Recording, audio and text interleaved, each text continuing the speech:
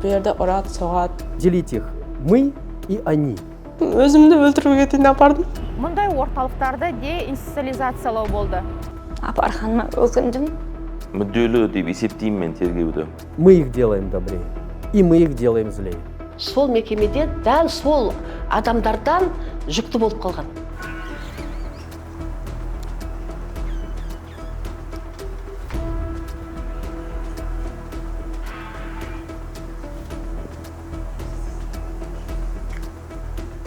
Елімізде қандай да бір қылмысты дәлелдеу оңай емес. Егер ол бейне бақылауға немесе ұялы телефоныңыздың камерасына түсіп не қоғамда резонанс тудырмаса, ақиқат ашылмай қалуы да мүмкін. Соңғы жылы осындай қоғамда үлкен резонанс тудырған бірнеше оқиғалар психикалық денсаулық орталықтарына байланысты. Ондағы жайттарды естісеңіз, енді төбе шашыңыз тік тұрады. Бұл мекемелер шын мәнінде емдеу орны ма, әлде қорлау мен зорлық-зомбылықтың ошағына айналып бара ма деген заңды сұрақ туындайды. Алматыдағы психикалық денсаулық орталығы 10 жылдан астам қылмыстық схемалардың ордасына айналған. Мұнда жатқан науқастардың жеке деректері алаяқтарға сатылып, олардың мүлкі заңсыз иемделінген. Тіпті кейбір науқастар із-түзсіз жоғалып кеткен. Ал Түркістан облыстық психикалық денсаулық орталығында 2 қыз санитарлардан сексуалдық зорлық-зомбылыққа ұшырады. 22 жастағы бой жеткен бұл орталыққа күйзелістен арылам деп барып, тағы бір ауыр соққы алды. Ал 17 жастағы жасөспірім зорлықтан кейін жүкті болып қалған. Бұл бізге белгілі әрі соңғы 1 жылдың төңірегінде болған фактілер. Ал тас қабырғалардың ар жағында қанша заңсыздық жасырылып жатыр. Психикалық денсаулық орталықтары шын мәнінде емдеу мекемесі ме, әлде қатыгездік пен зорлық-зомбылықтың ордасына айналып бара ма? Бүгін біз осы сұрақтарға жауап іздейтін боламыз. Алдымен Түркістан облыстық психикалық денсаулық орталығында сексуалдық зорлыққа ұшыраған қыздарға тоқталайық. Оқиғаның мән-жайын білмекке Шымкент қаласына барып, жәбірленушілерден сұхбат алдық. Депрессия диагнозымен апарылдым. Анам алып барып жатқызды. Жатқызардан алдын бір алдынан жат жүрген әйел айтты, бұл жерде ұрады, соғады, тамақ беруі, тамақ жағынан қиналасың, мұндай артыңнан адам келмесе қиын болады деп айтты, ескертті. Мен сол ескертуден кейін қалым келмеді ана жерде, шыны керек. Ауыру адамдарды ұрыватқан, неғыватқан көрген соң мен қорқып қалам кәдімгідей. Айтқан тыңдамаған адамды кәдімгідей ұрады. Ұрғанда рахат алып ұрадан алар. Әйелін өйтіп ұрмайтын шығар деп ойлаймыншы, бала шағасыншы. Кәдімгідей ұрып соғады, дәрі ішпесе кәдімгідей аяқ қолдарын байлап қойып, аузына ұстап, біреу ұстап тұрады, біреу дәріні езіп, аузына құйғанына дейін көрдім. Ол адам түкір тасса, одан сайын сабайды ана адамды. Күйзеліспен түскен жас қыз бұл орталықта өзге де емделушілерге көрсеткен қорлықты көріп, онсыз да үрей үстінде жүргенде мекеменің санитарлары өздерінің арам ойларын қалай және қандай әрекетпен бастағанын айтып берді. Бір қыздарға шақырып алады, мен барып, кіргеннен кейін есігі жабылады, не алады. Ана кәдімгідей положение жатыр демалып, ұйықтамаған бірақ, массаж жасап бер дейді. Саны сипалай бастайды. Мен итеріп тастаймын, қайтадан сипалай бастайды, қайтадан итеріп тастаймын, қайтадан сипалай бастайды.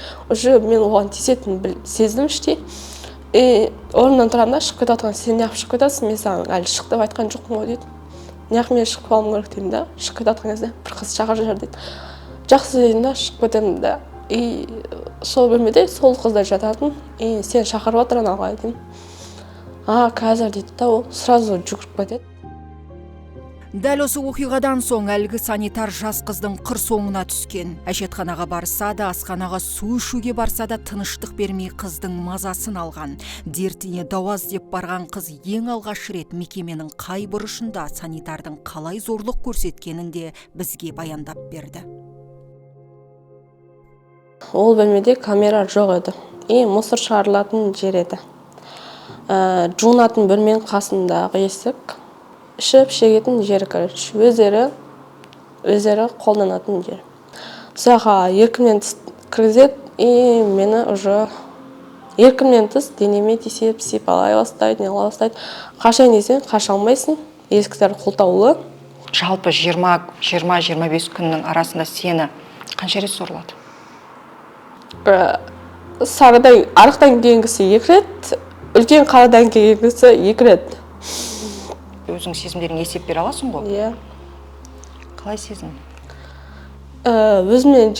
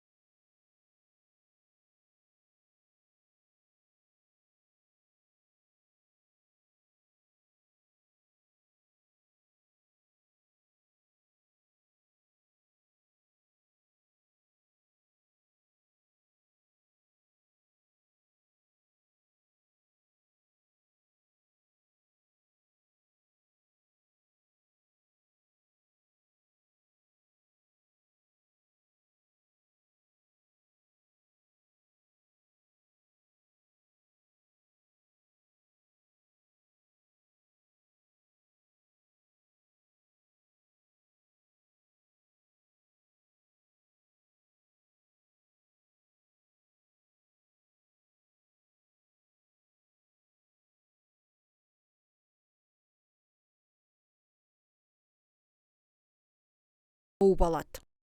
Қыздарының орталық санитарларынан зорлануы мүмкін екенін жеткізген. Кәмелеттік жасқа толмаған қыз артынша анасына барлығын растап берген. Ең сұмдығы қыз жүкті болып қалғаны анықталды. Айта кетейік, екінші қыз кәмелеттік жасқа толмаған әрі шизофрения диагнозы болғандықтан оқиғаның мән-жайын анасы баяндап берді. Келіп қызымнан сұраған кезде ол басында қорқып айтпады. Ол 3-4 күннен кейін ғана барып, маған болған оқиғаның барлығы рас, естігеніңіздің барлығы рас деді. Сосын мен әкесіне айтқанымда, әкесі қатты ашуланды. Біз бірге барып, арыз бердік Әл-Фараби ауданында. Олар арызды қабылдамады, қарамады. 8 күні барып жаттық больницаға. Қызыңыз көтеріп қалған, қашан байқадыңыз? Сол арыз жазғаннан кейін ол құса бастады. Өзін жайсыз сезінді, жатып қалды, тұйықталып қалды. Артынан құсты. Сосын дәрігерге барып, ОЗИ-ге тексерткен кезімде жүкті екендігін анықтады. Қайдан жүкті болып қалды? Қайдан жүкті болып қалғанын мен көзім жеткізу үшін мен емханамнан барып, қызымның больницада жатып шыққан туралы випискасын алдым. Випискамен ОЗИ-ның қағазын салыстырсам, ол қыз больницадан шығардан 2 апта бұрын көтерген екен. 2,5 айлығында біз білдік. Біз жүгіріп жүрген кезде ол 3 айға толып қалды. 3 айлығында жасаттық. 150 грамм болды бала. Біз түсік жасатқаннан кейін 2 күннен кейін шығып кеткен болатынбыз. Бірақ 10 күннен кейін алып кетуге бардық. Ол 10 күн бойы моргте жатты. Кәдімгі аяқ қолы бар бүтін. Бала болды, тек кішкентай болды. 2 алақанның ішінде тұрды. Оны жуып, контейнерге бұл 2 алақанның арасын ашып тастаған кезде аяқпен түсті. Кәдімгідей отырып түсті. Түсік жасатқанға дейін бұл өте қатты қиналды. Токсикоз өте қатты болды. Бұл қиналды. Өз-өзіне қол жұмсаймын деді. Бірнеше рет жүгірді. Әжетханаға барып айғайлап жылайтын. Міне енді нәтижесі.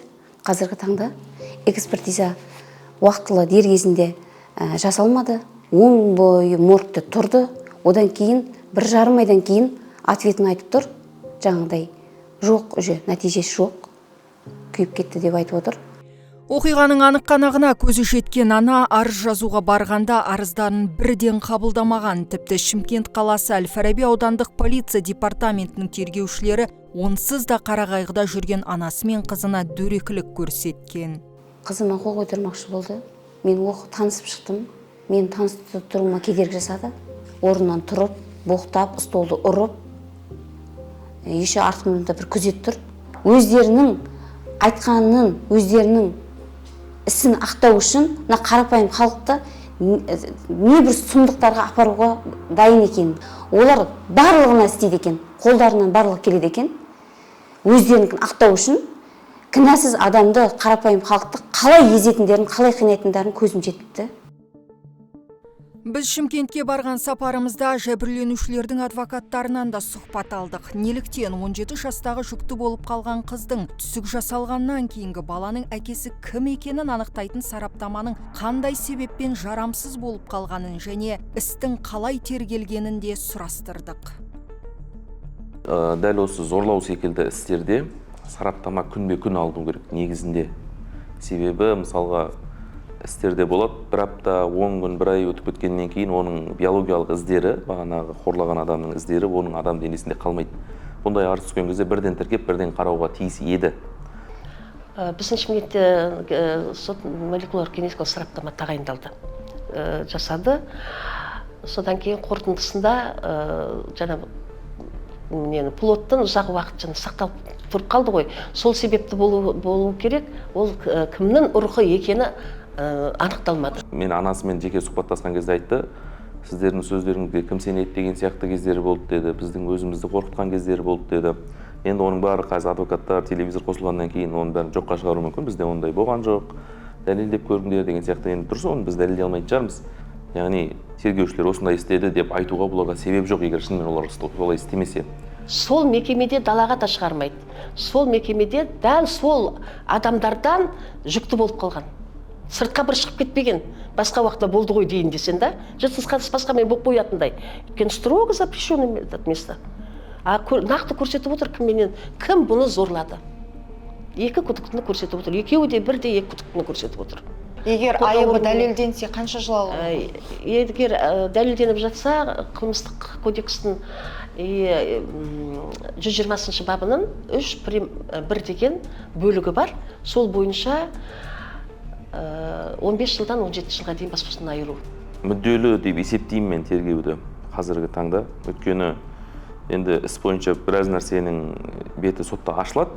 Бірақ егер сол кезде белгілі болғандай Шымкент қаласының официально осы сараптама жасау, сот медициналық сараптама орталығы бізде ондай ақпарат жоқ, жұмыс істемейді деген ресми жауабы болмаған болса, мен тергеушінің үстінен шара көру туралы прокуратураға жеке қаулы шығаруды сұраймын. Дәл осындай мекемелерде балалар мен жасөспірімдерге көрсетілетін қорлық пен зорлықтың алдын алу мәселесі жөнінде бала құқықтары жөніндегі уәкіл Динара Закиеваға сұрау салдық. В таких, вообще в целом учреждениях, где находятся дети, прежде всего должны быть камеры, записи которых должны постоянно находиться под мониторингом.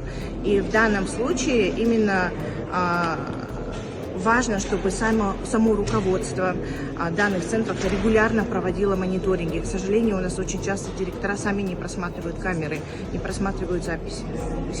Оқиғаға қатысты Шымкент қаласының полиция департаментіне істің қай деңгейде екенін анықтау үшін сауал жолдадық. Департамент зорлау туралы арыз бойынша қылмыстық іс қозғалып, 2 күдікті уақытша ұстау изоляторына қамалғанын мәлімдеді. Сонымен қатар бұл шығарылым жарыққа шыққанда іс сотқа өтіп, соттың алғашқы тыңдалымы өтті. Біз мәселенің бар екенін көрсеттік, енді оның шешімі қандай болмақ.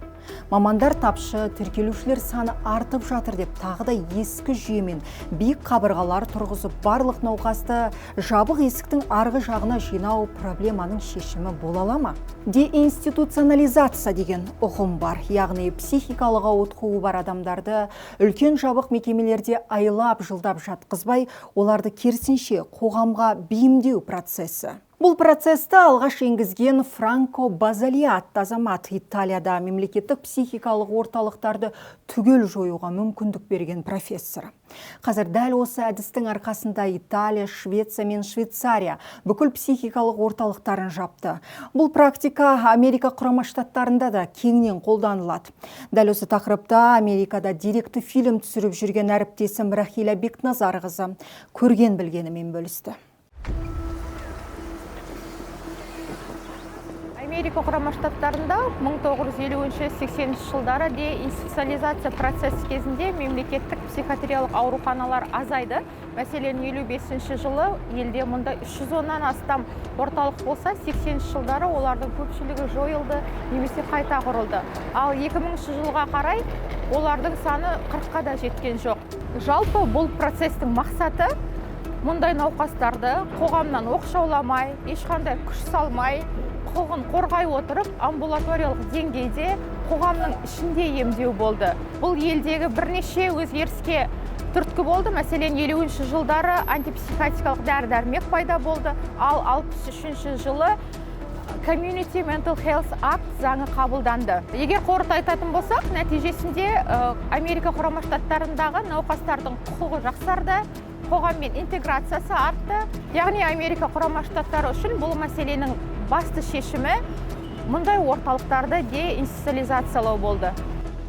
Америкадағы әріптесіміздің сөзін фактімен бекіте түсу үшін біз елімізде бірнеше жыл бас психиатр қызметінде болған, қазіргі таңда дүниежүзілік денсаулық сақтау ұйымының Қазақстандағы кеңсесінің кеңесшісі Николай Негай мырзадан қоғамға бейімдеу әдісінің жібін тарқатып түсіндіруді сұрадық. У нас стараются оградить этого человека, то есть ограничить его в каких-то правах. Да, этому может служить, например, сегодняшнее состояние на учете, на динамическом учете, которого нет практически во всем цивилизованном мире. Это пережиток Советского Союза, к сожалению. И у нас, допустим, крупные институции, крупные больницы, там, где они содержатся. То есть и по большому счету у нас в целом политика такова, что она пытается оградить их, то есть делить их мы и они. Вот это вот, наверное, самое главное отличие, и это происходит вследствие стигмы, так называемой стигмы, когда мы начинаем разграничивать людей и говорить, что они в чем-то хуже нас, в чем-то они почему-то меньше в правах. И зачастую многие люди считают, что это действительно вина этих людей. Во многих странах уже прошли этапы деинституализации. То есть тогда, когда уже ушли от больших психиатрических больниц, от медико-социальных учреждений, я их видел, я там находился, я там был. И абсолютно люди все достаточно счастливы, и они воспринимаются другими людьми в обычном порядке. Если говорить об опыте, у нас примерно одинаковые службы во всей Центральной Азии. Они мало чем отличаются, я даже могу сказать, что в Казахстане более деинституализированы и так далее, мы сейчас движемся по этому пути. Но я видел уже деинституализированные службы. То есть там вообще нет крупных организаций. Ну, допустим, Триеста. Триеста в 70-х годах это считалось родиной деинституализации. Триеста это в Италии. То есть в каждом районе области есть так называемый центр психического здоровья. Маленький.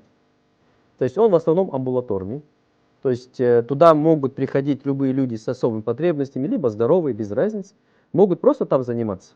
Там же расположены так называемые койки. Да, иногда бывают обострения у пациентов, и необходимы какие-то определенные койки для того, чтобы купировать эти состояния. Средняя длительность лечения до 5 дней. И самое главное, там главное это не психиатры, а главные психологи, эрготерапевты, преподаватели. Эрготерапевт это тот, кто вводит там социализацию в жизнь. То есть там совершенно другой подтекст даже профессии. И я хочу сказать так, что они все на виду. Любой может зайти, выйти. Решеток вообще нет. Вот когда у нас получится деинституализировать, когда мы поймем, что это что нужно, но для этого, понимаете же, нужно, чтобы созрело общество. Для того, чтобы мы скажем, ну давайте мы, сейчас наоборот говорят, давайте построим большую психиатрическую клинику и всех туда закроем. Я просто несколько статей читал и в социальных сетях по этому поводу. Да? И если мы сейчас скажем, давайте мы раскроем, и они будут у нас в социуме жить, ну, нас не поймут. Поэтому это, конечно, надо делать постепенно. Именно мы их делаем добрее, и мы их делаем злее. То есть, если мы хотим, чтобы они были добрее, нам нужна инклюзия. Если мы хотим их, чтобы они были злее, надо закрывать их в крупные институции. И еще нарушать их права там, различными способами. Конечно, это просто создает некую среду закрытую. Маман пікірі ғылыммен негізделіп, әрі талай елдің тәжірибесінен сүзгіленіп шыққан. Ал бұл психикасында ауытқуы бар адамдарды қоғамға бейімдеу процесіне біздің қоғам дайын ба? Если человек чуть-чуть проблемный, мне держать надо. Почему опустить надо? Так? Не надо открывать. Қауіпті деп ойлаймын, өйткені қазір неше түрлі жағдайлар болып жатыр. Невозможно же контролировать их поведение в первую очередь, потому что непонятно как. Я только за социализацию, потому что, вы знаете, я сама непосредственно с этим сталкивалась. Ну, я считаю, что это, наоборот, хорошо, потому что никакие психические расстройства не значит, что человеку нужно там не быть членом общества, наоборот, нужно их там тянуть в общество, нужно, чтобы они адаптировались. Оларды олай жаңағы шектеу керек деп ойламаймын, жаңағы қоғамнан ажыратып, мысалы, олар бізге қауіпті деп олардан қорқудың қажеті жоқ деп ойлаймын. Өте қауіпті. Мен дұрыс емес деп ойлаймын өзім. Себебі анау Астанада болған жағдайға қарсы ауырып қалады, сол сияқты. Дәрісін уақытылы ішпей қалса тағы сау адамдарға зияны келеді деп ойлаймын. Және де қазіргі қоғамда сол жаңағы инклюзия дейді ғой, сол өте маңызды тақырыптардың бірі болғандықтан мен ойлаймын, біз сол нәрсеге қарай жақсы келе жатырмыз, дамып келе жатырмыз. В первую очередь, мне кажется, наше общество нужно подготовить к этому, потому что мы не все готовы принимать таких людей. Да, я здесь абсолютно согласен, что надо социализировать, но надо же конкретно иметь какой-то план тогда в данном случае. Білмеймін, негізінде олар қоғамнан изоляцияда болу керек деген ойдамын. Я считаю, что общество никогда ни к чему в принципе не готово. Нужно просто делать и все, да, как бы дальше уже люди адаптируются. Әрине, неше адам болса сонша пікір бар. Қоғам бұндай өзгеріске дайын ба, жоқ па деген дүние бұл басқа зерттеу мен басқа көзқарастың тақырыбы. Осы орайда еске сала кетейін, Астанада 14 жастағы жасөспірім лифт ішінде 5 жасар баланың бетіне жарақат салды. Кейін жасөспірімнің психикалық орталықта тіркеуде тұрғаны және шизофрения диагнозы бар анықталды. Сол сәтте әлеуметтік желіде бұндайларды қоғамнан аластату керек, құрту керек, тіпті тозаққа жіберу керек дегенде пікірлер кездесті. Бірақ ондай диагнозы бар балалардың онсыз да тозақтағыдай күн кешетінін ұмытпайық. Дұрыс түсініңіз, мен қазір біреуді даттап, біреуді қолдаудан аулақпын. Әрине, заңның алдында барлығы бірдей. Кінәлі ретінде жасөспірімнің анасына айыппұл салынды. Біздің айтпағымыз тек мәселеге жан-жақты қарау. Бұл тұрғыда еліміздегі психикалық ауытқуы бар балалар мен жасөспірімдерге баса назар аударған жөн. Оларды бала кезінен инклюзивті ортаға бейімдесек, болашақта психикалық орталықтарға деген қажеттілік төмендереді. Бұқаралық ақпарат құралдарында елімізде психологиялық қызмет туралы заң жобасы әзірленуде деген ақпарат шықты. Егер бүгінгі біздің журналистік зерттеудің аясында ұсынған шешім заң жобасына кішкене болсын көмек болса, онда еңбегіміз еш кетпес. Сіздермен бірге болған Перизат Шарлықасын.